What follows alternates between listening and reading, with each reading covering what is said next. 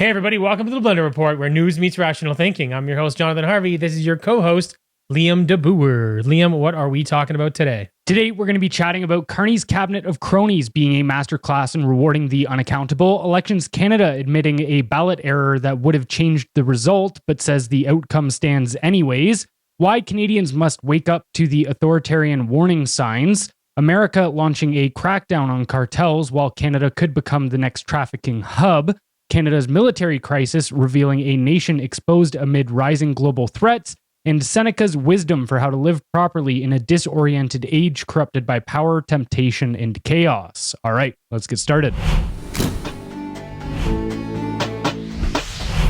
So first off, we've got Carney's cabinet of cronies, a masterclass in rewarding the unaccountable. Mark Carney's first cabinet isn't a vehicle for reform, it's a protection racket for scandal-ridden insiders. Rather than appointing fresh, competent leaders, Carney rewarded loyalty in recycled political failures. Evan Solomon, once fired from the CBC for unethical art dealings with elites like Carney himself, now oversees artificial intelligence. Melanie Joly, who managed $18.9 billion in poorly defined foreign aid programs, is now shaping Canada's economic future.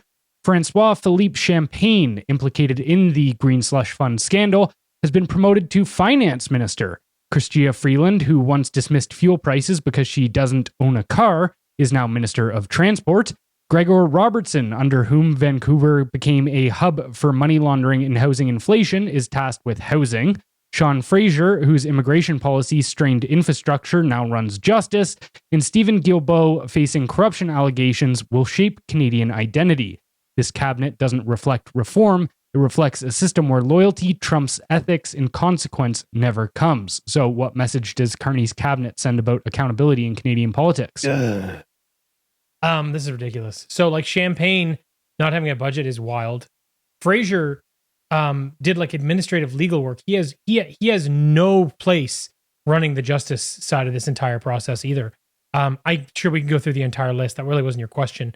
The message this really sends is that politics are based on loyalty over merit. And it's interesting because that's kind of like the liberal ideology these days, right? Buy into this and merit doesn't matter. It's whatever else we decide comes first. I think you're seeing obviously a lack of consequences for any of the bad actions, as you pointed out, all the ministers that are there that were already in Trudeau's cabinet that did a terrible job. And you're seeing ethics sideline. I mean, this is specifically with Evan Solomon. I find that wild. Essentially, the problem is you're not going to have any meaningful reform. That's what this is. This is the same shit that we've had again. You've got a power consolidation, and you're going to have public distrust basically reinforced. So you talk about the country being divided, which I think it's probably the most divided it's ever been. You had an election that was by popular vote, pretty close, 50-50 in that range. And then you got Carney saying, no, I'm going to be different. But then he does all the same things. And I'll be honest with you, I still do. I want to believe that, okay, our party that we wanted to win lost. Got it. I understand. I want to believe that the other guy will still do a reasonable job for the country. I wanted to go, okay, well, maybe he won't do that bad a job. Maybe he'll fix some things. He won't be another Trudeau. He won't run the country into the ground. It won't just be wild corruption. It won't just be, all these like ethics sideline, lack of consequences, all these things. But that's all we're seeing. We're seeing the exact same thing, except you're seeing it from people, in his case, with less experience, who are also more connected and have more conflicts of interest. So as much as I hate to say it, this is just much worse. This is much worse than I think it even was with Trudeau.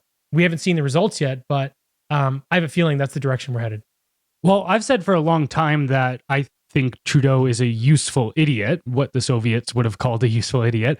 People that are easily manipulated by pleasant-sounding ideals, right? This promise of utopia, or especially for Trudeau, it's you're going to lead this revolution that will save humanity from a burning earth 50 to 100 years from now, all of this.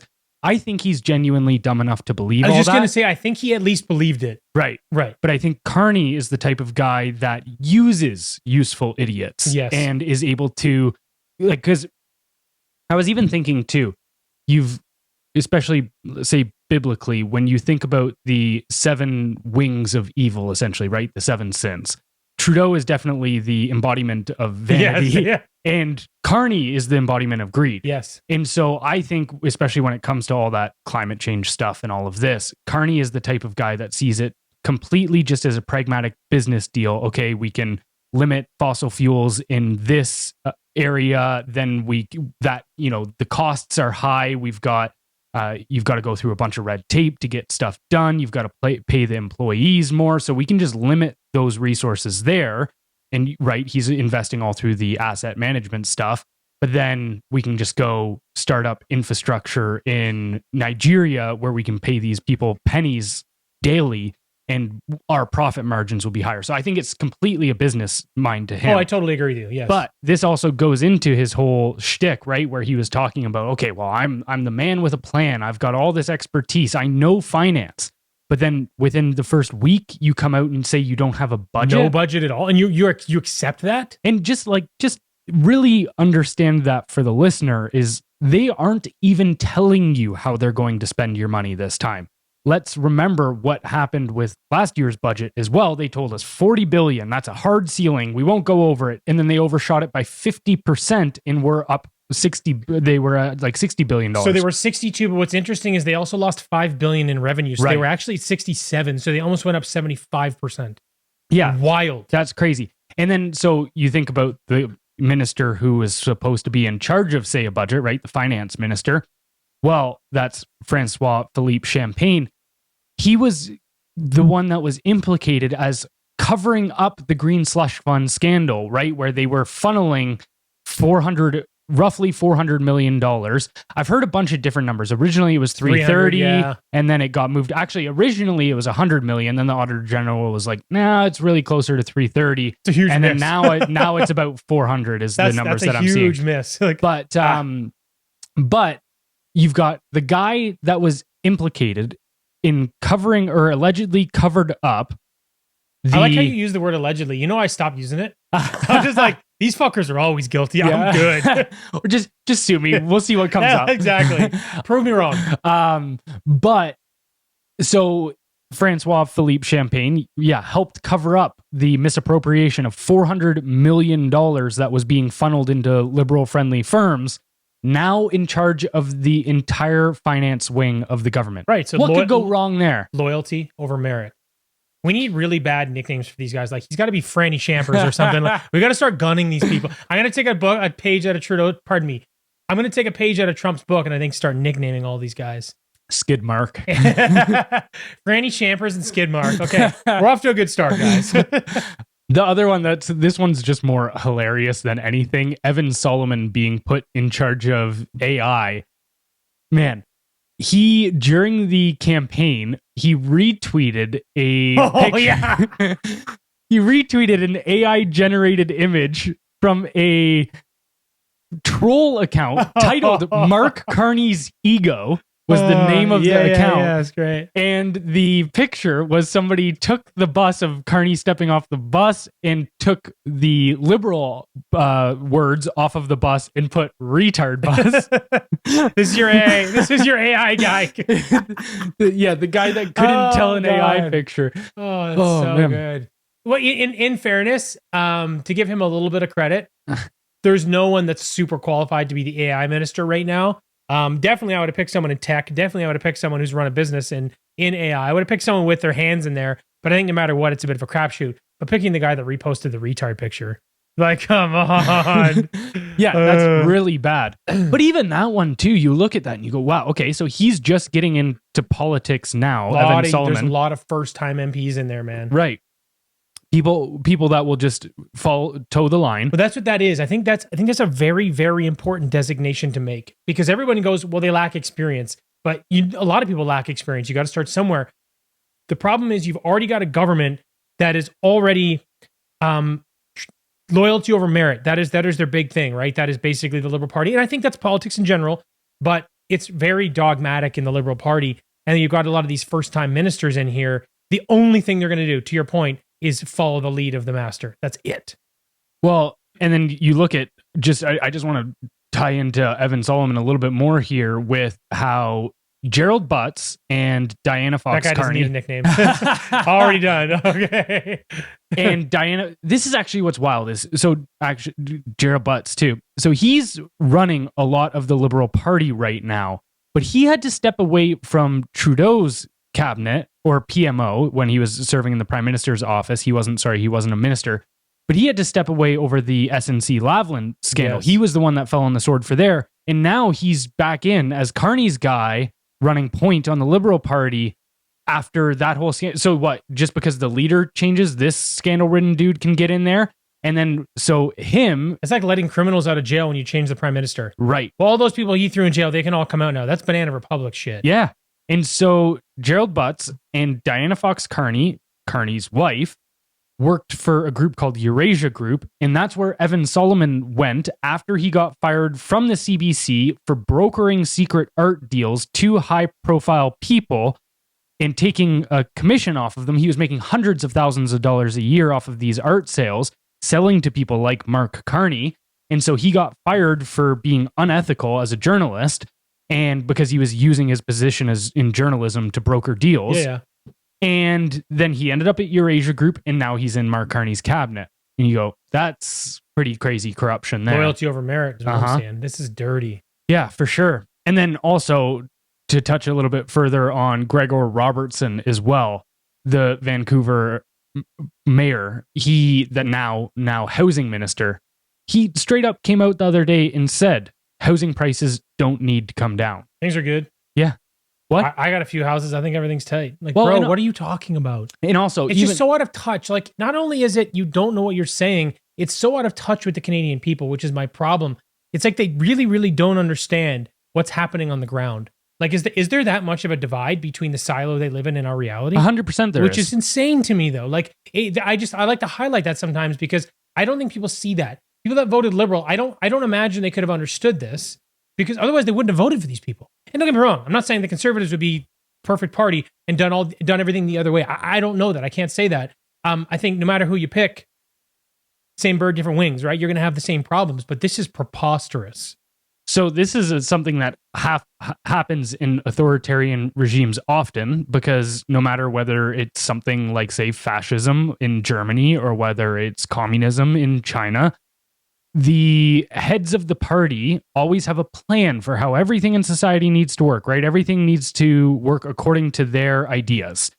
Well, they don't take too kindly to people saying your ideas aren't working, and they don't want pushback. No, I've got the perfect plan. If anything is going wrong, it's because we're not implementing enough of my plan. Let's try harder. Yeah. It's very Trudeau-ish. And then so you look at how this kind of happens with even, and I'm not saying this is exactly what happens or these are directly analogous here, because they are different levels of authoritarianism. I don't think we're there yet. We are on that path. But you look at, okay, even say, for instance, Hitler in Germany, once the war tide started turning and Germany was losing and the fronts were collapsing in on Germany, his people were all lying to him. They're like, yeah, the war's going great. War's going fine. Great. And he was just like, sick. My plan's working. It's the dog in the house on fire again. Yeah. And then same thing with communist China. Mao was so secluded. He didn't want to hear anything about his ideas not working. And so with the mass collectivization and when peasants were starving en masse, millions upon millions of people, right? Upwards of 35 million people died in that famine. And he had to have known at a certain level and played it off, yes. But his inner circle was still not feeding him that information. And they weren't giving him an accurate picture of what was happening in these districts. Because they're not going and actually... No, and I get that, but also you can understand because there's always parameters and there's always KPIs and things you can see to understand what's happening. Right. You do know. It's just, to me, it's amazing that you can see, like I say, the male ego knows no bounds. It's one of my favorites. But what really kind of amazes me is when you see ego inflated to such a high degree with so many people involved. Mm-hmm. It's like this mass psychosis, this mass charade that's allowed to play out in society. Stuff like that happens. I don't know if people buy inside the party because it's in their best interest to stay in power. And, when you see it, though, they go the other way. This is what's interesting for me. So that, if you look at that, what's happening in China, the Chinese people at the time were not like, yeah, this is great. They'd be like, oh my God, what the fuck's happening? Like, this is terrible. But the inner party's all winning and they don't care. So they're maintaining. But in Canada, what's interesting is the citizens are being duped in many cases to believe that this is good for them, but it's horror. So it's just weird because you have that. Usually you have the dichotomy of they lie to themselves, but people down here are suffering. But here you have this thing where they lie to themselves, but people out here are like, no, everything's cool. You'd be surprised, actually. In those societies, a lot of the people too believed that this suffering was necessary and it was the price to pay for utopia. This is like the sacrifices that we have to relativism, make. I guess. Like it's wild because even you look back at, say, the Soviet Union with the Bolsheviks there when things were going wrong during their first 5-year plans, and their collectivization was falling apart and people were starving en masse. The party essentially said to them, hey, we need scapegoats to a lot of these Bolsheviks, because they were trying to pin the blame on certain party members. Right. And certain party members that they were trying to pin the blame on were like, this isn't my fault. Like, why are you trying to jail me for this? And they told them, they go, hey, like, this is necessary for the revolution. Even if you didn't do it, we need you to say that you did it so that people will still be on board with our plan, because our plan will result in this communist utopia. And those Bolsheviks, they were so loyal to the party, they were so loyal to the idea that they were like, cool, send me to jail then. I'll sign on and say psychosis. Yeah, 100%. So people will sign on if they so things just haven't got violent here yet.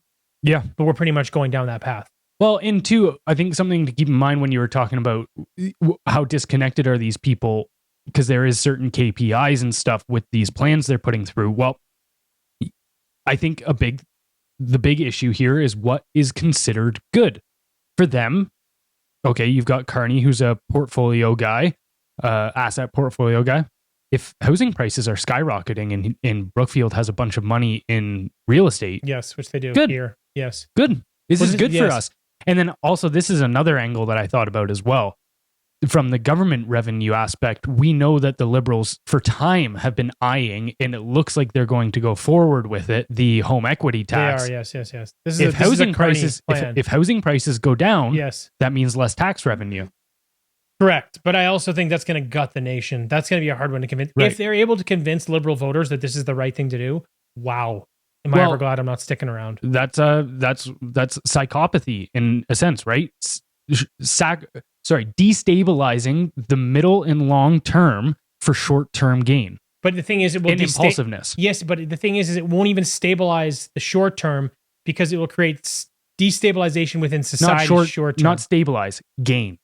Right. They can profit off of destruction. Yes, and because that's the thing. The thing for me is, we think the country's divided now. I believe that there's going to be a lot of people that are going to turn their back on the Liberal Party as soon as they start talking home equity tax. Mm-hmm. I really do. I think that you're right. I think there's going to be 10, 15, maybe 20%, and a bunch of young people that don't understand economics yet, that are going to be like, yeah, let's do this. But the rest of them, so call it 70% of Canada is going to be like, whoa, we have a problem now. Mm-hmm. And so I think you're going to create, if they implement something like that, which they could ram it through, man, I think that'll create a mess. That might be the end of the Liberal Party reign. Like, I don't know how you could spin that one.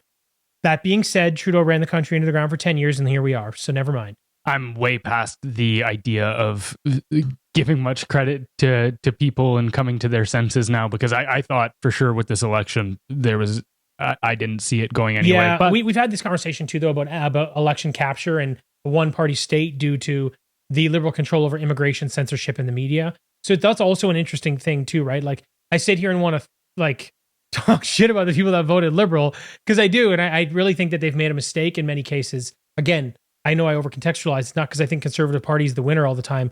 It's just what we needed to correct course. So you look at that and you kind of go, okay, how many, we talked about this last time, those three groups of people, how many people are just being misinformed because the weapon that they have is so effective? Mm-hmm. So, yeah, for sure. Well, this actually gets us into our next topic on the whole elections talk. Elections Canada admits ballot error in Terrebonne. Results stand anyways. In Terrebonne, Quebec, the Liberal Party won a federal seat by a single vote, 23,352 to 23,351. But now, Elections Canada admits one valid ballot cast for the Bloc Québécois was never counted due to a printing error on the mail-in ballot. The envelope had the wrong postal code, and Canada Post returned it to the voter. Elections Canada admits fault, but says there's no mechanism to include the vote. That one ballot would have tied the race. Combined with other inconsistencies, flip-flopping results, razor-thin margins, and zero procedural recourse, this incident raises serious questions about electoral legitimacy. While voters face consequences for minor mistakes, institutional errors go unpunished. There's been no public inquiry, no transparency, and no mechanism to right the wrong. In a democracy built on trust in process, what happens when the process fails? So, is this incident an isolated case or a sign of deeper structural problems in Canadian elections? I think it's pretty clear that this is a sign of deeper structural problems, right? Like, first of all, this is not an isolated case. Clearly, we're operating with outdated mechanisms, because if there's no recourse for error, like if Elections Canada admits their fault, but it's no mechanism to correct the mistake, I mean, you can blame institutional rigidity, but I would just blame stupidity. Like, what are we talking about? It just doesn't make any sense. Obviously, there is just systemic vulnerability to the whole system. I also think that there's an issue here with sort of maybe called like unequal accountability, where, voters are punished for minor errors. I don't know. This is a silly example, but your X is just outside the line, right, or there's some small error.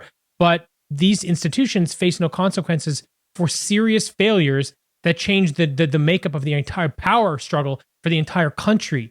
To me, that's ridiculous. That shouldn't stand. There should be some sort of balance there. But I also think, we're sort of suffering from a lack of transparency here. The reason I say that is because every day you and I literally think that the Liberals are going to somehow get a majority because they're going to continue to manipulate the votes. Like, I see this happen. Like, you sent me that thing the other day. Like, there's another one. I'm like, if this happens, like, what's left here? How are Canadians going to take this? This is what's crazy is, so they had 169 seats after the general election, right? Then they flipped Terrebonne, which, again, right now, Elections Canada is saying that, yes, if we didn't make mistakes, the elections results would have been different. Then that's it. Wild. And then they still say, but we're going to allow the result to stand. How? That's what I mean. Now, silver lining, the Bloc has said that they are going to file legal motions. I think they have, yeah. Okay, Yeah, so we'll see how that turns out. But either way, the fact that Elections Canada would say, yep, we know that this whole result is a sham, but get them next time. What? So you go back to that same thing with the public trust. Like, what's happening here? What is happening right now under this system? But talk about another silver lining that I guess I see is, you and I knew, and a lot of people knew, that we needed a conservative win to correct course for the country. We actually knew this. There's a lot of fundamental things happening in this country that needed to correct course, and I think we're going to go offline now. So the silver lining is they keep doing this, and they're going to continue to lose public support. This is like, oh, is there a hope left? And when they do stuff like this, I still think there's a bit of hope. Well, and I just want to retouch on my analogy that I've used here before, because I don't think about politics as the solution for almost anything. Agreed. Other than crime and foreign invasion, I think almost everything else should be left up to Private the people. sector. Yeah. I can allow for like the idea that, yes, in certain areas, regulation and stuff is good, pollution, all of this kind of stuff, blah, blah, blah. But overall, I don't look to the government as the solution to problems. I just want them to get out of my way. But the difference is, and this is the analogy that I use, is Canada is undoubtedly a house on fire. And while I don't think the Conservatives would necessarily be able to put it out on their own, I think the Liberals are going to toss gasoline on that fire, Yes. lock the doors, and muzzle us so we can't scream for help. And that's dark. yeah, but it's analogy. exactly Yeah, what let's they're go. doing. And So much for that silver lining. but that's definitely what this Liberal Party is. I'm on board. I like the analogy. I do wish I had come up with it myself. That's how good it is. But the other aspect here too, because that's just the Terrebonne scandal, right? But okay, the Liberals just flipped the other day as well, a riding that the Conservatives won in Milton East, Halton Hills South. So just listen to how this recount shook out. So they won it by 298 votes. And now it does make sense that in our elections, we have essentially an automatic trigger process that goes, if an election is won within a certain amount of votes, I can't remember what that is. Totally on board. Recount process, no matter what, just to make sure Yep. if it's a razor thin margin. So whatever, they call a recount. But then after the recount, they lost by 21 votes. So here are the changes after the recounts. The total number of votes increased by 554. The CPC lost 29 votes after the recounts. Liberals gained 290 votes, and the NDP lost 35 votes. So 99.8% of the new ballots that were counted in that recount went to the Liberals. Now, when you take what they won in the general election, which was 48% of the vote of that riding, you go, what is the chances that this general area where they already lost and 48% of them voted for the Liberals, that in the recount process, 99.8% of people voted for the Liberals. in a region they already lost? That's even more significant. Right. And so that to me is just at that point, and I got ChatGPT to do some statistical analysis on this. Yeah. Because I asked it like, what is the likelihoods of this happening? A party getting 48% of the general vote, but 99.8% of the recount votes. And it said 1 in 10 sextillion. I can't even say the word. How many zeros is all you need to know? 51 zeros. Amazing. 1 in 50. 1 in 10. How many more times did you win the lottery? So it said actually that in the probability terms, this would be comparable to winning the lottery dozens of times in a row. And you go, ChatGPT just straight up said that's a statistical impossibility. Yes, this is why I love math. Yeah. So this is it, man. Be a numbers guy. So good. I'm sorry, that's happening. And so, okay, if those two, granted, in a row, granted that the conservatives in the Bloc Québécois cannot, but it's laughable that you go, this is happening. Is such a joke. This is happening in the average Canadian. No one thought that someone would do that math. There's no way they're like, okay, here's what we're going to do. We're just going to slot a few over here, slot a few over there, add a few to it. No big deal. I would have been like, hey, we lost 2,700 votes. I would have tried to do something to be like, okay, here's a significant number to wash out that piece of math that you just did. But nobody, that's crazy. The other night after I was doing all of this, I was... have you done a video on this yet? No, I'm going to do on Monday. Dark. But when I was out afterwards, after I was researching all of this and crunching numbers and stuff, I was at a place that was playing the Leafs game, and they were just everybody was going nuts. They were fixated on it, and I was like, bread and circuses, man. Like, fucking, they're out here like undeniably flipping ridings. Yes.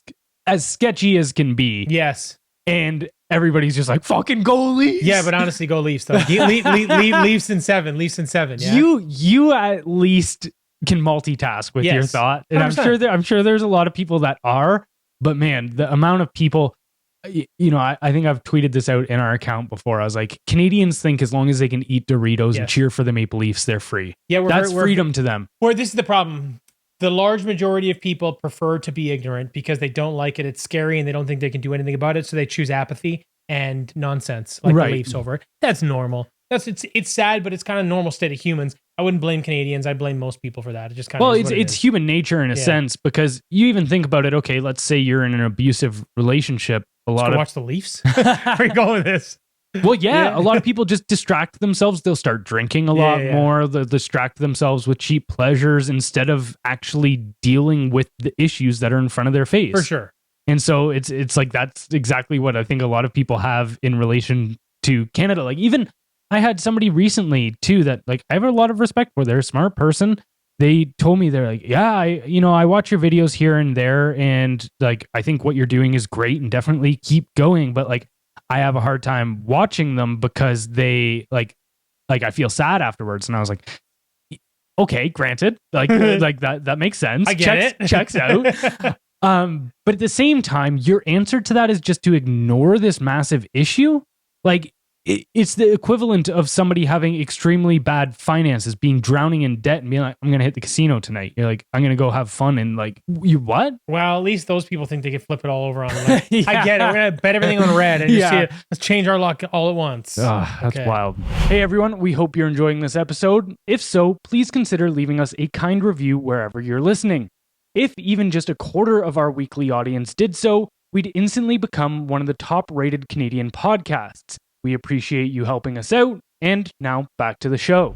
All right, well, leading us into the next conversation, the true cost of communism. Why Canadians must wake up to authoritarian warning signs. The new memorial to the victims of communism in Ottawa marks a long overdue acknowledgement of the 100 million lives lost to communist regimes.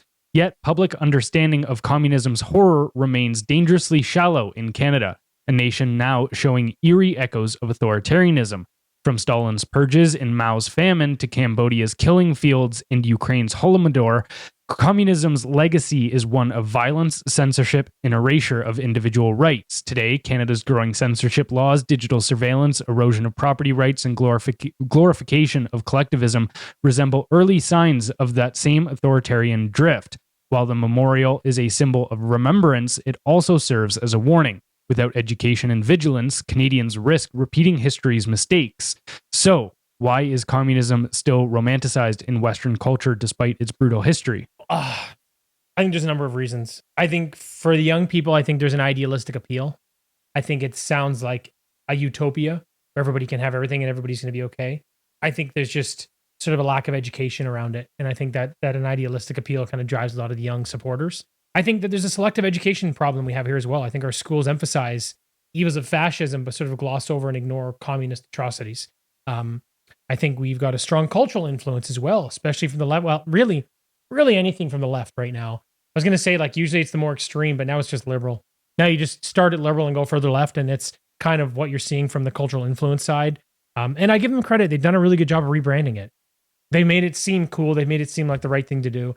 But it's interesting, right? Because as you and I get older, me especially, you see that this is a cycle. They continue to do it over and over again to the same, like all the upcoming generations, they just keep twisting it. And what they do is they grab a hold of whatever the cause is, and then they use it to somehow push some sort of Marxist ideology. You actually gave me this idea a long time ago, where you said there's kind of this macro concept, and what they do is they just grab on to whatever's culturally relevant within society, and they use that to support their cause. And I think that's what you see with communism.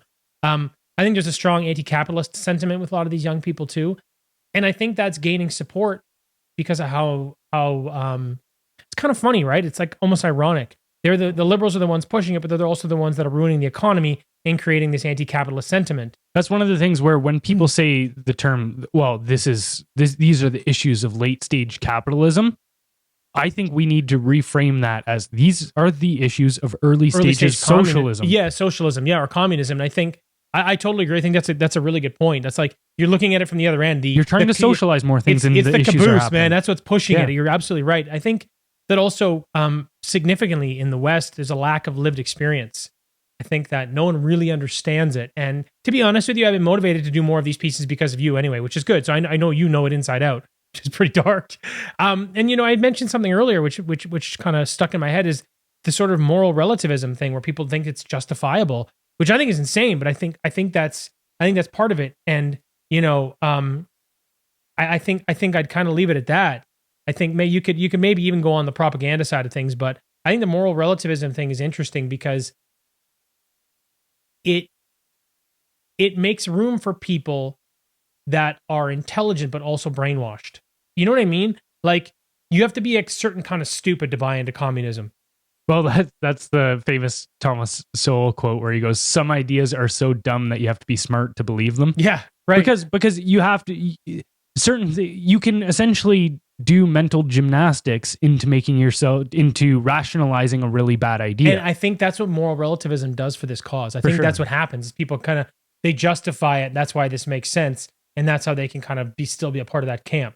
Anyway, yeah, it's a total disaster. Well, this is that issue I see too, is why I think communism was much more destructive than fascism in the 20th century. Not that they're differing in levels of evil, because at the base, they're both totalitarian systems. They just use, and they actually have all of the same exact functions when you just look at it as if it was a machine.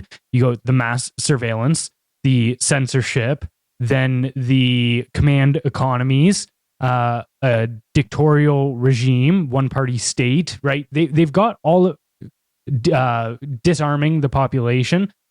The mechanisms are the same. It's just essentially the sales pitch that changes. Yes. And the difference, I think, too, is you can kind of go to even a gender dynamic here as well, where fascism as masculinity pathologized, so it's strong, right? Like even the word fascist comes from a Roman root, and it actually means a bundle of sticks. Like literally, if you put a bunch of sticks together, you can't break them, but you can break each individual one on its own. It's strength and unity, right?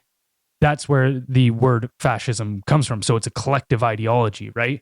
same thing with. That's neat. I didn't know that. Yeah. So, but it's strength. The concept of strength becomes a pathology, and then they try to enforce their will upon the world through strength, right? And that's why the Nazi war machine and all of this kind of stuff, they actually built their whole economy around that. But then you look at communism, and it's actually much more feminine. It's very deceptive, and it's all based around compassion and care, right? Equality, and we want everybody to be equal. That's actually a very feminine characteristic. 100%. Dudes are like, I win. Like, yeah. Every guy is here to win. Competition is masculine, and cooperation is feminine in a sense. Now, not to say that men should never. No, sometimes I need more guys to help me win. Yeah, of course. But so I think that is why communism is still romanticized, is because it's so much more deceptive. The fascists were bullies. They get in your face. They tell you, we're superior.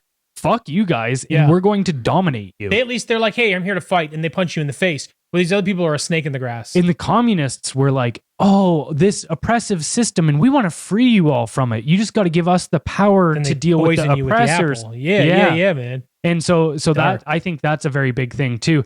And then also, I think, just to touch on the culture aspect there, because I want to draw this out a little bit more for the audience as well, with the reason that communism really took hold in a lot of the Eastern world, such as, like, you look at where it went off, North Korea, China, Russia, and then a lot of the Eastern Bloc states. Well, those areas never actually went capitalist first. So they just went straight from essentially being feudal states where they were just peasants. They were like, people were essentially slaves to whoever owned the land that they lived on. And there's some sort of monarchy. Yeah. And so they were ready to be revolutionary. They were already under control. Right. They were already under control, and they were already in a scenario where it was like, what do we have to lose? Fuck it. Let's go to, let's do the revolution. Like, worst case scenario, we end up exactly where we are now. However, the Marxists in the early 20th century were like mind boggled about the fact, why isn't this taking hold in the West? Why isn't the UK hopping on board? Why isn't America hopping on board? France, all this kind of stuff. Why aren't these ideas taking hold? And it's because by that time, I think actually if they had tried earlier in the capitalist world, when, say, people were working in mines and stuff and they had zero rights and like they had no right to strike or anything like that, they would be like essentially. Actually, Rockefeller did kill a bunch of his miners when they tried to strike. But they probably could have actually radicalized them then. But by the time of the early 20th century, material wealth was starting to become in abundance in the Western world. And so a lot of the Marxist intellectuals realized this, and they said, oh, the working class of the West, their life is too good comparatively to... Not to say that it was perfect, but according to history's standards, it was pretty damn good, that they didn't want a revolution. They were like, no, our life's pretty solid. We've got this job at a factory. I can feed my kids, all this kind of stuff, right? And then, so what they decided is they went, oh, if we want these ideas to take hold, we can't try to go through this with an economic lens. We need to go through the culture. And that's when they started to realize, okay, and a lot, when I use the words they, I'm talking about a lot of the Marxist intellectuals, especially like Antonio Gramsci, and also like these guys that came out of the Frankfurt School in Germany. And so they started going, well, you know what? We just need to transform the like arts, education, all the entertainment. And this is so smart of them to realize. Like they were incredibly intelligent. We don't need to get everybody in those sectors on board. So for instance, if we want to convert the education system to Marxism and communism, we just need to write the curriculum. Don't worry about teachers, don't do this. Just what are the teachers going to teach? That's the positions we need to be in.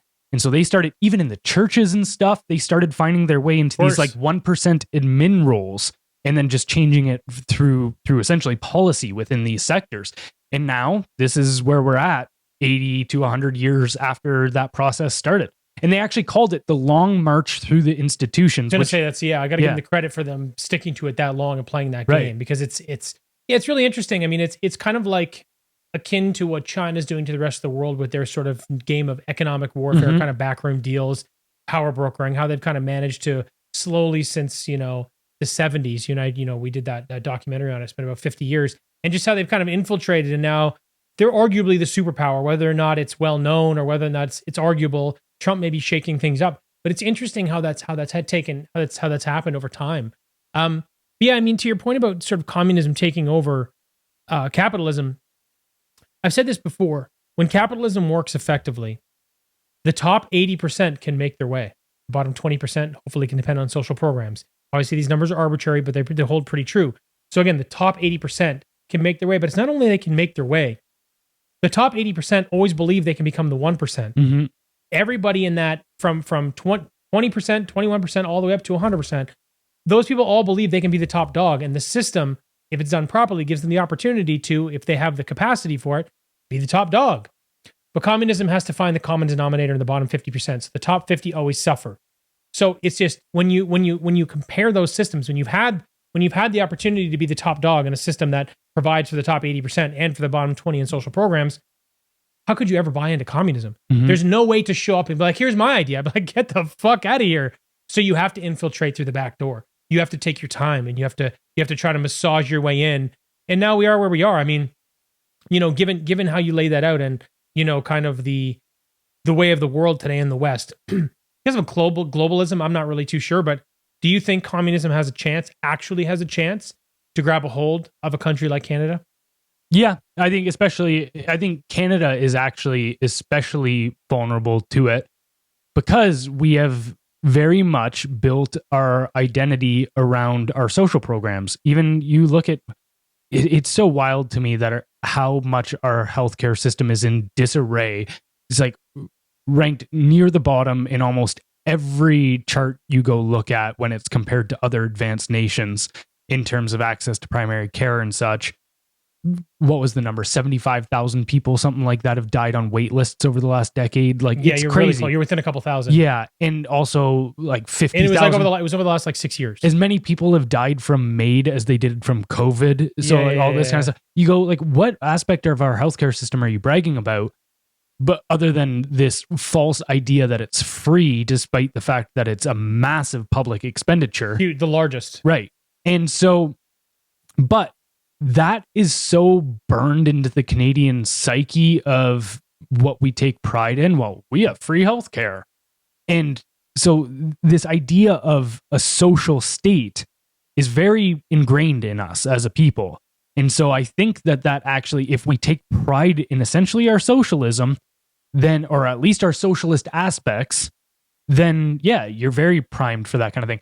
Actually, this is something to touch on too here, is like, so when it comes to the difference between socialism and communism, because when you talk about communism, people, I see this comment all the time from people thinking they're smart, being like, oh, you should learn the difference between socialism and communism before you make a comment on communism or whatever. So this is the idea, is they went, okay, we live in this capitalist world and we need to make slow reforms to become socialist until eventually the entire economy, the entire means of production, everything that essentially creates society, technology, the capital, all of this is within the hands of the state. And Marx thought that after this happened, after socialism was completed, that eventually the state would just wither away and everybody would live in peace. And that was communism. So they thought, and that's why when they say real communism has never been tried, what they mean is that we've never gotten to this point where the state withers away. And that's the point we need to get to. And it goes, yeah, but you know what? When you tend to give a bunch of psychopaths all the power of society, they don't like to just go, give it up. Here you go, guys. We're done with this. No. A bunch of benevolent people took all your stuff first just to have control over everything? I don't think so. So, and we are becoming more and more... Good designation to make. We are becoming more and more socialist, right? The state is taking more and more control of our economy, our resources. When you look at even Carney's spending plan, right? Yep. 64% of his budget is capital spending, which means they're trying to buy assets. And their housing plan is that the government will own those houses. And so they're definitely expanding the socialist state. And so I think we're definitely vulnerable to it. Yeah, I mean, I think if it ever landed here, it'd be sort of a new age version of communism. Maybe something more like they have in China, where you've got like these pockets of capitalist society. Either way, total disaster, burn it to the ground. I'm good. All right, moving on to our next story. You've got U.S. launches crackdown on cartels, but Canada may be the next trafficking hub. As the U.S. escalates its war on fentanyl by charging Sinaloa cartel leaders with narco-terrorism and designating them as foreign terrorists, Canada is quietly becoming the cartel's next staging ground. With Mexican super labs under assault, the DEA warns that Canadian fentanyl labs, especially in BC and Ontario, are a growing national security threat to America. Yet instead of cracking down, Canadian authorities are targeting whistleblowers. When MLA Eleanor Sturko leaked evidence of safe supply drugs being trafficked, she faced a police probe, not the dealers. The Liberal government strategy isn't public safety, it's damage control. As super labs ramp up production, the cartels are pivoting to Canada, marketing designer-stamped fentanyl and operating with paramilitary precision. Meanwhile, the Canadian government is stuck in denial, censoring critics, ignoring the DEA, and failing to treat this as the chemical warfare it is. So, should Canada adopt a more militarized approach to fentanyl production as the US has? Yes, 100%. And not only because the US is pressuring us, because this is obviously a national security threat, right? Like, they've got the super labs in BC, they've got super labs in Ontario. We obviously haven't found them all. We know the kind of production they can produce. Thousands and thousands of pounds of this stuff. This is chemical warfare at scale.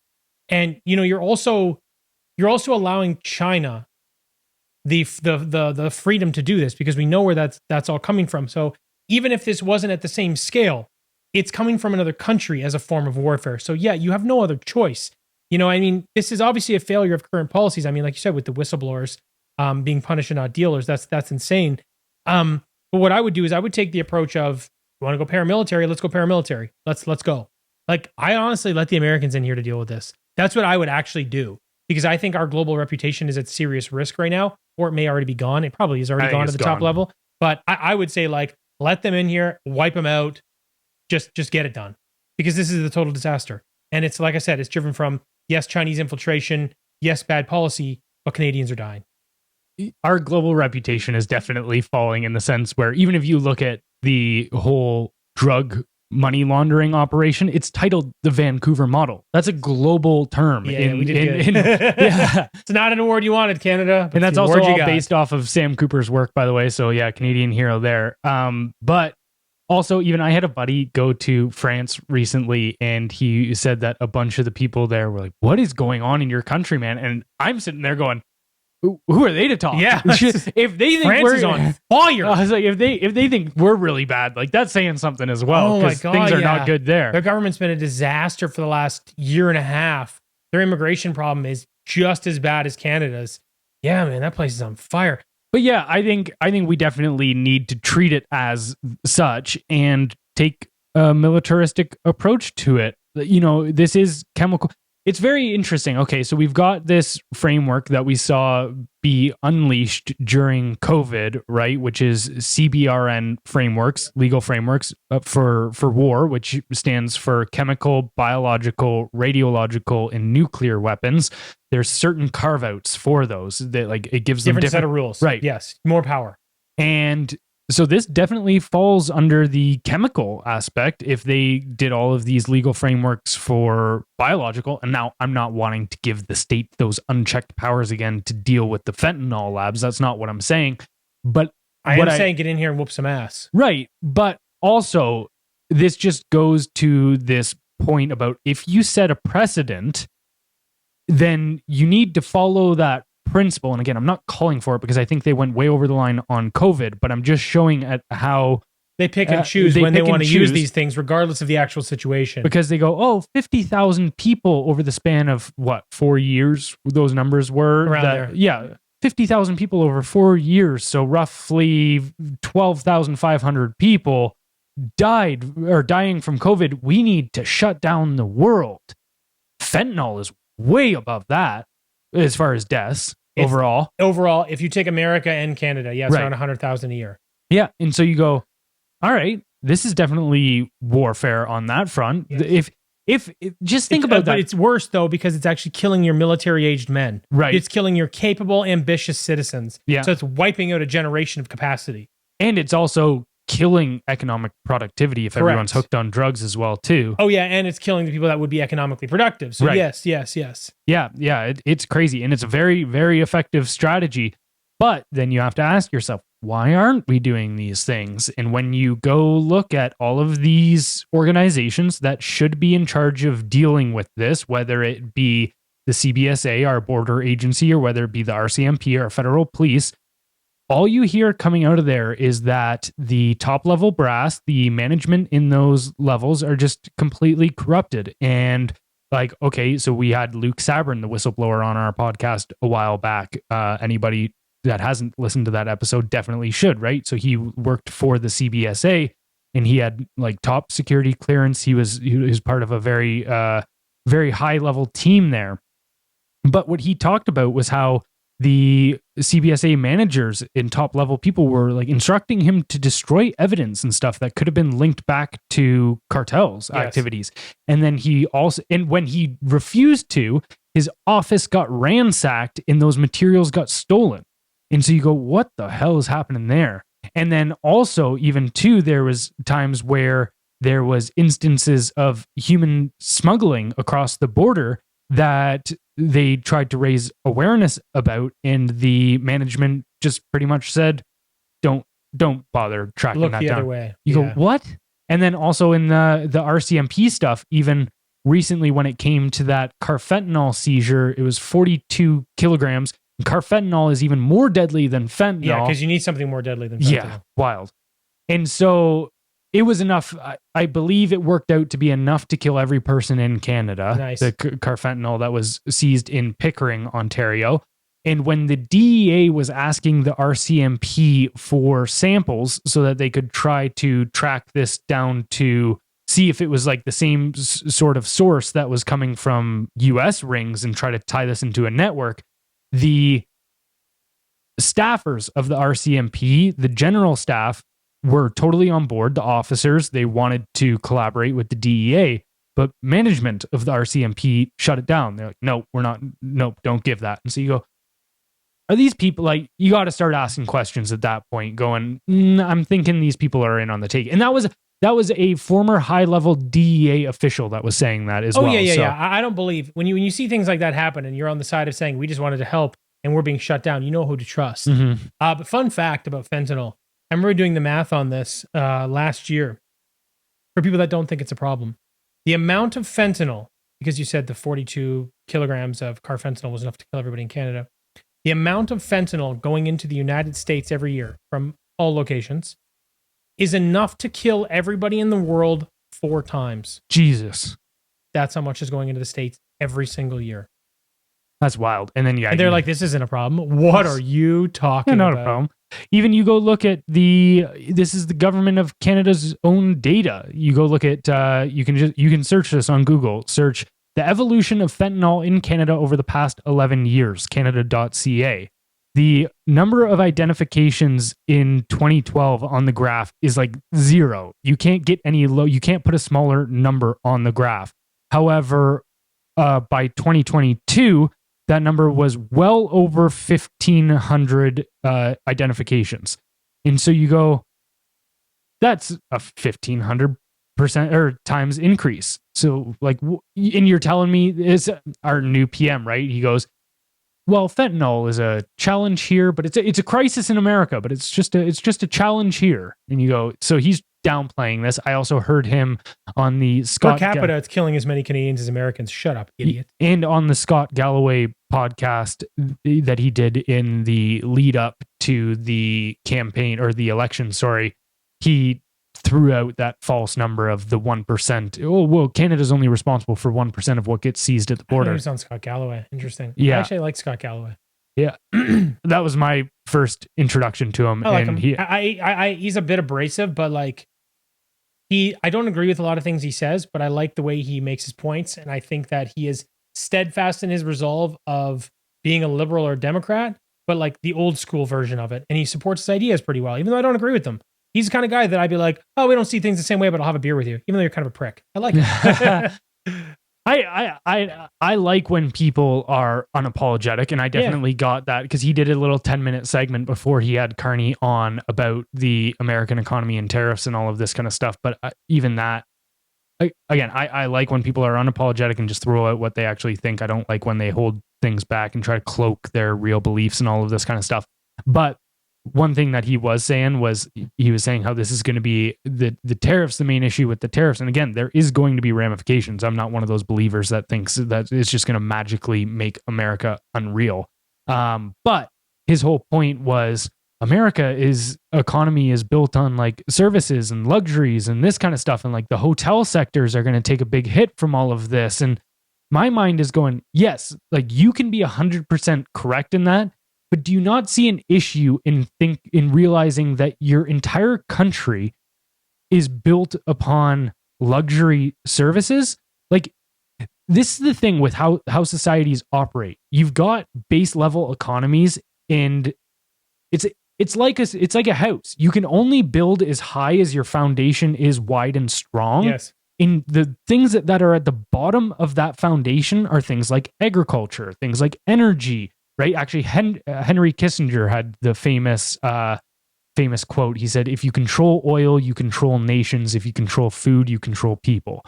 And that's exactly what it is. So it's like if you want agriculture and energy, if you don't have a strong energy, if you don't have a strong manufacturing industry, all of this kind of stuff, then somebody else has control over you. I think what you're saying is there was already weaknesses present. You can't say that your broken economy is the right economy. Right. That's the problem. So Scott Galloway is also a clinical professor. He's not really, I would not say he has the economic prowess to really understand, nor does any probably one single person to really guess what these tariffs are going to do. Right. So sure, it can be your own opinion. I can appreciate that. But, I to your point, I agree. If you're saying, well, our bad economy is a good economy, you're saying, no, foundationally you're broken, then your argument's flawed to begin with. Right. And actually, and this is how I would say I look at the whole tariff strategy is Trump is risking that these luxury and service economies in hopes that this tariff strategy will pay off and they will have a boom in manufacturing and all of this kind of stuff. I mean, hey, you're already starting to see it a little bit, right? With the Honda plant saying they're going to move down to the States and all this kind of stuff. Pretty wild. Like this is something people got to keep in mind as well is 30% of the world economy, consumer economy is America. They have 30% of the consumers. Is it that big? It's massive. Yeah, that's crazy because they're only 5% of the population. Right. And so if you're any company on earth, you're going to want to make sure you pander to that 100%. Group. Yes. Right. And so if you're at risk of being able to sell to that group, you're just going to move to that country. And so I don't know. And so this is what I will say is I have no idea how these are going to plan out. I don't think he does either. It's economic warfare, and it's one of those things where it's kind of like going to war. You can have your best strategy in place, but hell, shit is going to hit the fan, and you better hope the cards fall on your side. That's exactly how I see it too. I think that it's a calculated risk on Trump's part with a lot of people that are involved in making these decisions. I think that they have probably worked out like 5 scenarios of how this could play out. I think that if I were to do the math, that 2 of the scenarios are really bad, 3 of them are pretty good. Mm-hmm. 2 of them are pretty good, 1 of them's neutral, actually, is probably what I would say. And I would say that they probably just scattergraphed and they're just like, okay, well, here's what's going to happen. Here's the likelihood of this, that, whatever. Here are the benchmarks. Here's the paths we're going to go down. Here's how I think this looks. My guess right now, 65-35. I think it's going to go the right way. That's what I think. I'm an idiot. Don't trust me. But based on everything, all the information I consume, what I do know about math, what I do know about economics, how I am seeing things play out, just kind of holistically. 35%, this could go quite bad. 65%, I think it goes quite good. That's where I think they're currently at. Now, again, crapshoot, that's a guess. But I think when you got one guy saying this is how it's going to be, no one knows how it's going to be right now. I just don't think you can. It doesn't matter if you're his biggest supporter or the person who hates him the most. I don't think it makes a difference. I just think nobody knows yet because, like you said, we're in the middle of a war. We just don't know who's going to win. Well, and I think the other option, too, is this idea that if he did nothing, that America would continue on as normal. I think that was completely flawed because if you haven't watched our documentary already, The Silent Dragon, How China Conquered North America Without Firing a Shot, Definitely go watch that on YouTube. But if you go watch that documentary, you walk away with the undeniable proof that China is trying to supplant America as the world dominant superpower. They're number 2 in the world right now for economy and military. America's number 1 and 1. And so China's trying to flip that script. And they're doing it through subversion in a very long process. But you even look at all of their American industry and all of this kind of stuff. They were starting, even the asset managers, Zuckerberg, the tech companies, Gates, all of these people were starting to put their chips on China. And I think this whole tariff strategy. And so I think Trump sat there and went, if I do nothing, or his administration, whoever's developing strategy with them. Miram on this one. So I think he's going, if I do nothing, those chips are going to land in China's lap within the next decade or two. However, I can make a strong play and try to cut this plan off, this subversion process, and pull those chips back onto my side of the table. However, again, it's war. You have no idea what's going to happen. I think that's actually a really good point to make. If Trump did nothing, America was going to burn to the ground because it was already on its way. $34 trillion in debt, tracking 1 or 2 more trillion a year. He had to do something. And it wasn't about, my dad has this thing. He goes, yeah, well, politics, Jonathan, it's just like a big ball rolling down a hill and you try to hit it as hard as you can. You can only shift it 1 or 2 degrees. That's how it goes. That's not really, I appreciate his sentiment. Maybe that's his old school thought, maybe the way things were back then. That was not a choice Trump had. Trump had to turn the ship 40, 50 degrees. He had to do something dramatic. He had to hit it with a tank. He had to set off a landmine, something big. So I think that's a good point to make. If he did nothing, it would have burned to the ground. So that wasn't an option. So everybody should be grateful that he's trying something. And second of all, if he did something gradual, he would have failed miserably anyway and just been a pariah. So I'm glad that he did something dramatic, and I hope that it works out, because otherwise all those chips would have shifted to the other side of the board anyway. I'm just at this point now where I recognize the time period we're living through, which is the warfare looks different, but this is going to go down this decade, starting especially with COVID to the 2030s, how this economic warfare and all this stuff shakes out, the realignment of the world order, especially, that's what he's doing. He's stopping globalism for sure. And I just look at this with pure intrigue now at this point of just going I can't believe we're living through a time period that's just crazy. You read back in history books and you think wow, what must life have been like at this time? And then you live through one and you go, 80 to 90% of people just don't even realize it's happening. It's the fourth turning, right? Yeah. So this is the last chapter of the fourth turning. Positive thing is the 2030s should be pretty good. Today's podcast is brought to you by The Tallowed Truth, the real secret to better skin.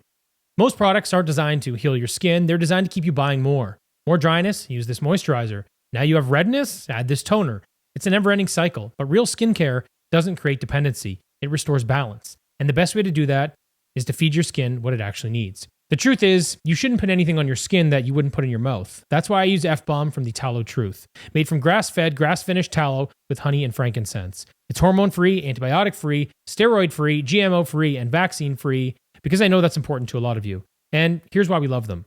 They're a freedom-first brand that supports Blendr News and everything we stand for. And with a 30-day money-back guarantee, you've got nothing to lose. Try it today at thetallowedtruth.com/blender and use code BLENDR, that's BLENDR, for 15% off all products, including bundles that are already discounted. All right, moving on to our next story. We've got Canada's military crisis, a nation exposed amid rising global threats. Canada's military is in crisis, underfunded, understaffed, and underprepared for modern threats. As Russian bombers and Chinese ships push into North American waters and skies, Canada is forced to rely on U.S. intervention. Retired generals warn that the Canadian Armed Forces is unarmed and undefended, with recruitment collapsing, outdated equipment, and procurement bottlenecks. Despite NATO's 2% defense spending target, Canada lags at just 1.37% and can't even spend what it has due to staffing shortfalls. The Arctic, once a buffer, is now ground zero for global competition. Yet Canada lacks submarines, icebreakers, and forward bases to secure its sovereignty. Meanwhile, Carney's government considers alternatives to U.S. systems threatening inoperability. So how did Canada's military fall so far behind? Well, I think you touched on a lot of it, right? Chronic underfunding has been a really big issue for them. Our NATO target's 2%. Trump wants to push it to 5%. We're currently at 1.37. Not even close. But I mean, I could find that money in 15 minutes based on how poorly we waste our money. Doubling the federal budget over 10 years and not increasing spending on our military is insane. Again, with the broken procurement system, even when they have the money, they still won't go and get the things that they want or that they need, rather. And then with the aging equipment, so much of the equipment we have, like I think like 20 or 30% of it that we have can't even be used. So it's like you like there are, I forget exactly what these are, but there are certain pieces of equipment that we should have for missions, and like we should have 3 or 4, or at least 3 or 4, and only like one of them is working. There's like multiple cases of that. And the recruitment crisis. This is interesting. So obviously there's poor morale. I think low pay is an issue, but I think the bigger problem you have with recruitment is that it's not a family anymore. In a lot of cases, well, there's 2 things I would say. First, that it's not a family because there's all this DEI crap in the way, telling you when you are a part of a military, your job is to defend a nation. So it's to kill people. That's pretty much what it is. That's a big part of it. Like, you have to be willing to kill people, and you obviously have to be there to help and defend your brothers and sisters in arms. That's the whole idea. When you take that and then you replace, this, we need a family unit here with DEI, it's the most divisive thing. The DEI, the D should stand for divisive. It is the worst. It's so poisonous. And there are some environments where it's not as terrible, the poison's in the dose. But when you put that idea in the military, it is lethal every single time. So I think that's a big reason why they've got such a huge recruitment crisis. Very, very small number of people, I forget the percentage exactly, so I don't want to butcher it, see that it's low single digit of people that are of young men even see that as something that would bring them any pride, joining the military. Like, it's just gone. But, there's also the political side, which you touched on as well. We've neglected the northern defense. We've neglected our northern defense. We've done nothing in the Arctic. And from my understanding... Well, we have done some things. We've let China train there. We've let Russia and China kind of come through. So from what I understand... No, like we actually let Chinese troops land here and train. Oh, I know. We helped them. Yeah. Yeah. Wild. From what I understand, there have been more waterways that have opened up as glaciers have moved. So now it's a lot more vulnerable than it used to be. So we need to make a move on that. So on the political side, that's been an issue. Talking about politics, we've had a lot of political complacency. We've also, and I think this is maybe the biggest thing, we've depended on the US. We just sit there and go, well, they're going to take care of us, so we don't have to worry about it. It's this free lunch idea. So, I mean, you take all that, put it together, then you throw in some liberal policy. That's how Canada's military has fallen so far behind. And I am hesitant of, say, a military state because I don't like the way that the American military has been running for decades, which is essentially an economic war machine over like the military industrial complex and all of this kind of stuff. But I do think I don't think the answer to that is to completely cripple your military and don't have one or don't pay attention to it. And the way that I'd look at it is America has been militarily involved. It's kind of wild that they haven't officially declared war since, I think, Nam. Yeah, so if you look at it, the last time the United States officially declared war was on December 8th, 1941. Huh. So you go, these haven't been going through the official processes of everything that's been going on since. I don't know what you would call these other things then, what? Whether like Afghanistan. We just don't call it war anymore, guys. Yeah. It's just, okay. I mean, you could argue they're not wars; they're just decimation. Yeah. But so I don't think that's how a nation's military should operate. However, I do think that you should have a strong boundary. I look at it very similarly to, say, an individual with their home. You go, look, I'm not violent. I don't want to go out on the offense. I don't want to go around my neighborhood beating people up. However, anybody crosses this line, like rules of the jungle at this point. Yeah, castle laws. Where's my gun? Yeah. 100%. And I think that's how a nation should be, is going like, my military doesn't need to be deployed. I don't need to have military, whatever. In some allied countries, sure, makes sense. But if you look at a map of American military bases all over the world, it's wild. It looks like the world has chicken pox. Yeah. But this is actually really interesting too when it comes to warfare strategy as well, is the attacking party ends up going through a lot more resources, both with ammunition and with lives. Like to hold a position, essentially, if you think about it like a castle, it's a lot easier to defend a castle than it is to attack one. And so that's very much how I look at least philosophically, how a nation should approach its military, is being like, nope, this is our castle, don't come in here.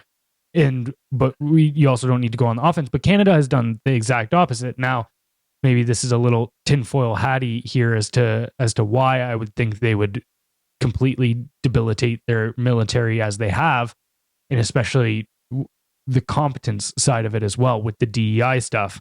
Because I mean, no matter what sector it's in, whether it's military, whether it's banking, whether it's entertainment, any of this kind of stuff, DEI is just ends up to mediocrity and lack of productivity. For sure. Because the minute that your decision isn't primarily being made on somebody's competence, then you're not selecting for competence. You're sacrificing quality when it's not based on merit.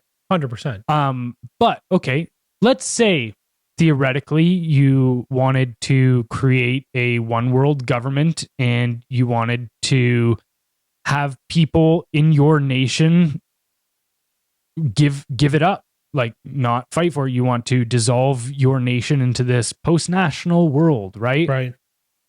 Well, your military might fight back against that. However, if you take certain measures to make sure through DEI that you root out, that you shame anybody who might actually be proud of the country, out of the institution. Weed out the alpha dogs. Yeah. And, or also just the people that feel like they want to fight for the country, right? Like you look at it.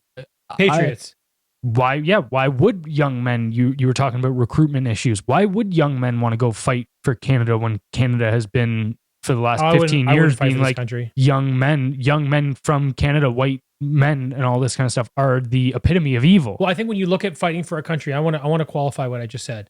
I think when you look at that, you have to look at your leaders. Would you fight for our current leaders today and what they believe in and the decisions they would make? Not a chance. 0% I'm not dying for you guys. And so I think DEI is maybe one of those things that you would implement if that's what you're trying to achieve. And then also, I think vaccine mandates also played a very similar factor of going, all right, we just fire anybody that doesn't comply blindly with our orders. Yeah, and I mean, I agree with everything you're saying. I think it's actually pretty easy to make an objective line. You know, like they say the target for NATO is 2%. Make it 3%. So spend 3%. Don't spend 9% like America. That's arbitrary. I don't know what their actual number is. I know it's super high. It's the highest military spending in the world for sure. I know that. So you don't need to make it America, but make it a set number. But don't just make it a money number, right? You have to make it. You have to build out these parameters within each department. You need this many personnel, this much of this equipment, this much, and just always meet those numbers. And when you build this out, it's very simple stuff. What would we need to defend, and how would we defend it? Just get one of your 10 of your military strategists that really know what they're doing. Say, okay, here are the scenarios. Here's the equipment you would need. Here's the most equipment you could possibly need. Okay, let's do 10% more than that. That's what we're going to do. Here's how we're going to stock this so we can contribute to other wars if we need to. That's it. There's your target. Stay right there. Instead, we don't do anything like that. We're not logical about any of this stuff. It's just an absolute shit mess. And it's the issue is you get people running these systems in politics and bureaucracy and all this other stuff that have no understanding, won't even take the basic, simple approach that I just gave. They don't even think about it like that. So I think it's actually a very easy problem to solve. We just refuse to do it. And maybe your reason is exactly why.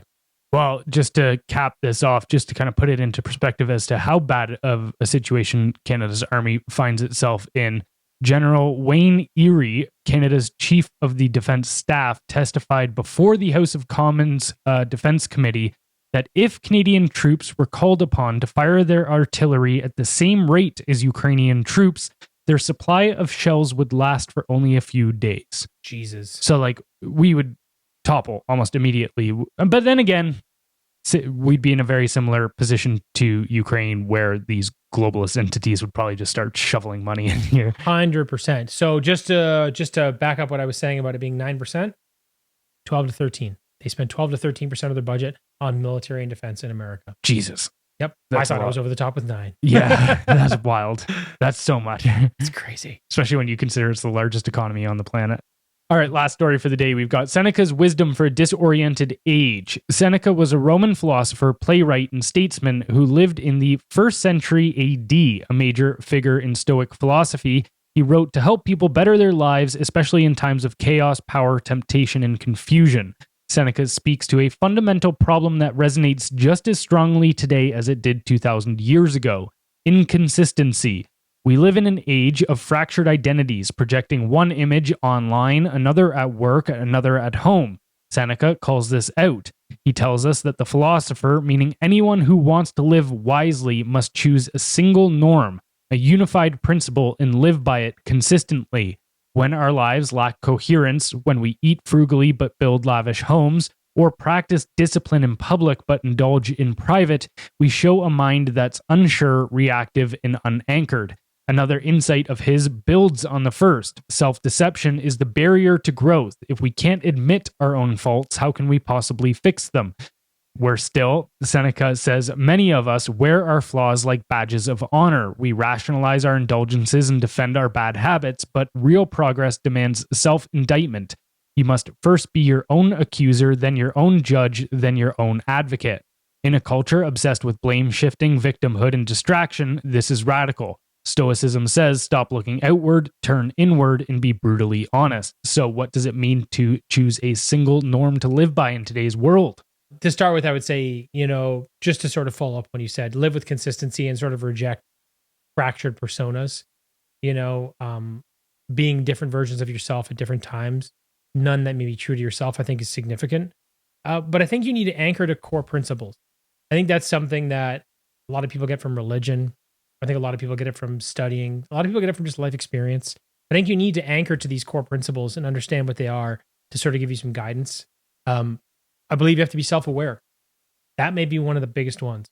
I think that is something that it's a rite of passage, becoming self-aware, right? Because you're not born with it. You're born in this world and you're trying to make sense of things and you're trying to be something. You don't know who you are, so you can't be self-aware because you don't know what you want. And you figure it out over time. And I was lucky. I became very self-aware in my early 20s, mainly because I was an arrogant prick.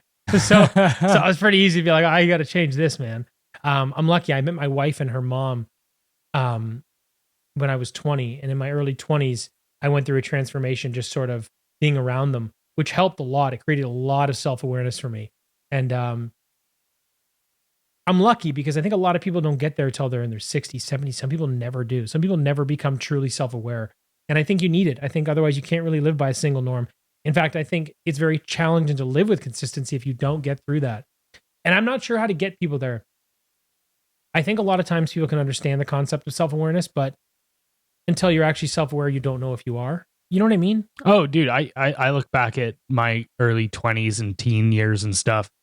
And like, even then, if you had asked me whether I have self-awareness, I would have been like, yeah, for sure. For sure I do. Definitely. Yeah. But then I think back, especially over the last probably about 5 to 6 years of, especially once I started diving into like philosophy and really reading this. Because if you read philosophy properly, it destroys you.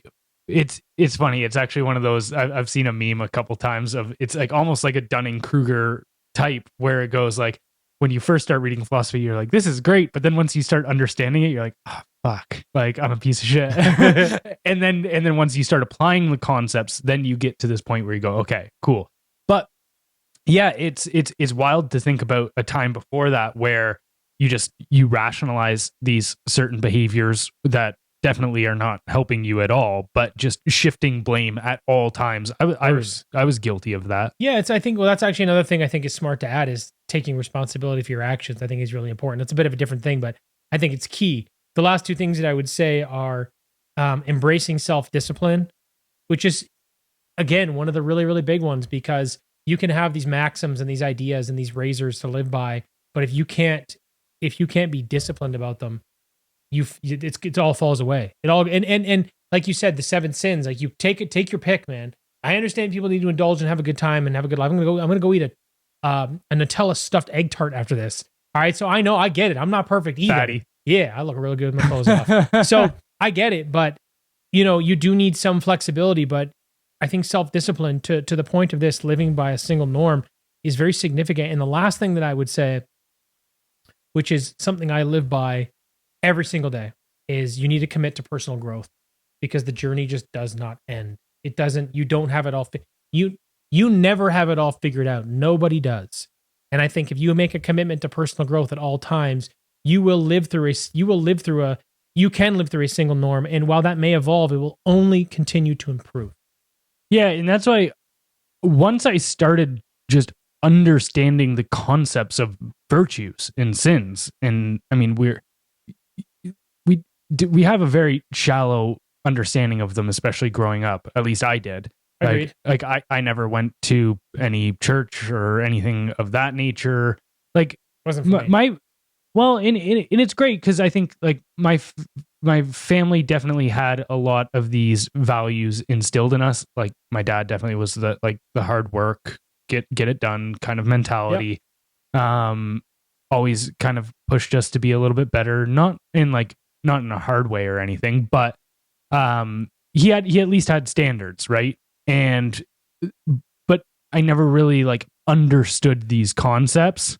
But then even so, for instance, you brought up the 7 sins. It's like, even if you don't believe in, say, the overall takeaway from the Bible as like literal or anything of that nature, if you just try to live your life by avoiding the 7 sins and taking on the 7 virtues, which are okay, so and they're hand in hand. So if you avoid pride and try to have humility, if you avoid envy and try to have kindness, if you avoid wrath and try to have patience, if you avoid being lazy and you try to have discipline, if you avoid being greedy and instead have generosity, if you avoid gluttony and have temperance, and you avoid lust and have purity, like your life instantly gets better. And that's what I did with the whole religious stuff, because I still to this day don't take the Bible literally by any means,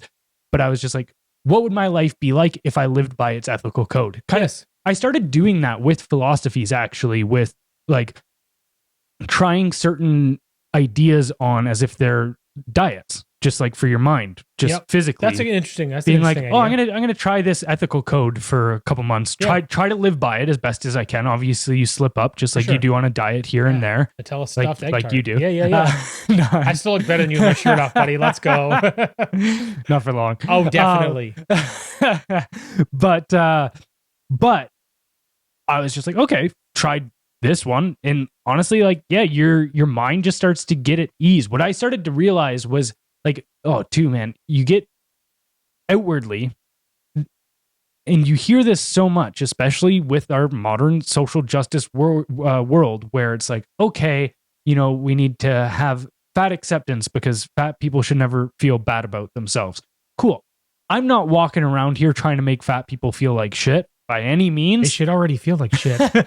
But my point is that the shame they feel isn't coming from the outside world. No, it should come from them. It's not because It's not even that it should come from them. It's that the and this is what I realized, dude. Like even when I like got out of shape probably about 2 years ago, and because I'd been in fantastic shape before that, what I realized is like nobody ever once said anything bad about me, but I had a very negative self-image of myself when I fell out of shape.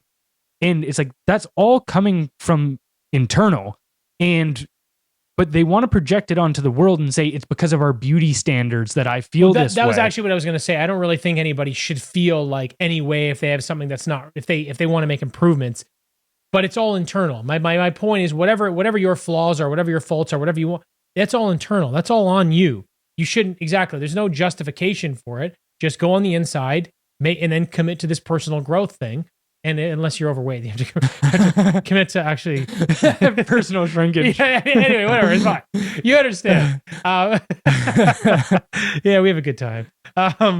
What I mean, though, is my perspective is you should feel that. That should be on you to be a better person and to improve. That's how I see it. It's not on me or anybody else to make you feel bad or to Right. make you feel good. That's on you. Not if you're fat or this or that or whatever, or you're not, whatever, wherever you are lacking, that's on you. And you should be committed to making those improvements. That's what I think. Last thing I'll say here too, when it comes to say stuff like the sins versus virtues, what I've realized is it's very similar to say exercise in the sense where it feels negative in the short term, but you feel great long term. Yes. Vice versa with the sin stuff, it's kind of like guilty pleasures, feels good while you're doing it, but long term it's empty and hollow. Like, so for instance, like, okay, even getting angry. Sometimes when you get angry in the moment, feels good. Like, I'm getting this off of my fucking chest. But then the next day you're like, oh, it's an asshole. You know I what's really funny feel though? bad about that. So like, even this is kind of dumb, and I'm sure a lot of other people are like this too. I don't mean to keep going back to the food stuff, but like I could eat a Nutella stuffed egg tart and I'm cool with it. And I'll feel a little crummy afterwards just because I don't really eat that kind of stuff. But like I couldn't go eat a whole fast food meal because halfway through it, I would already start feeling like shit about myself. Right. Already. I'm like, you should not be eating this. You know better. You know what's in this. You know you got to double down your efforts to get rid of this. You should not be eating it. I get there, bang, halfway through the meal now. It's wild. So I don't even do it. I just don't even do it. But on the opposite side too, even say something like patience.